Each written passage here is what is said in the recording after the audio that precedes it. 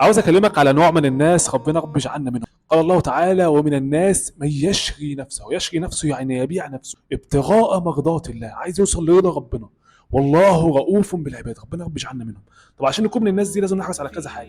اول حاجه نحرص على اتباع اوامر ربنا، اما اعرف ان اي حاجه ربنا بيحبها او اي حاجه ترضي ربنا او اي حاجه ربنا امرني بيها احرص ان انا اعملها. ربنا امرني بصله الرحم احرص على ان انا اصل رحمي. ربنا امرني بالصلاه احرص على الصلاه. ربنا امرني بالصيام احرص على الصيام. تاني حاجه نجتهد في ان احنا نبعد عن اي حاجه تغضب ربنا، نجتهد ان احنا نبعد عن الذنوب والمعاصي، نبتعد عن ايه، عن النظر الى الحرام، نبتعد عن المال الحرام والربا، نبتعد مثلا عن الشتيمه، نبتعد عن الغيبه والنميمه. ثالث حاجه نعملها ان يبقى مقياس اختيارنا لاي حاجه هي تبقى رضا ربنا.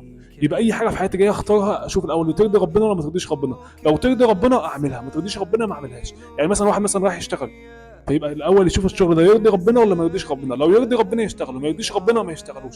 مثلا شغل فيه ربا او فلوس حرام، الشغل مثلا واحد بيبيع خمره او اي حاجه، يبعد عن الحرام ويحرص عن الحلال. واحد مثلا راح يتجوز، يبقى مقياس اختياره للزوجه ان هي ترضي ربنا.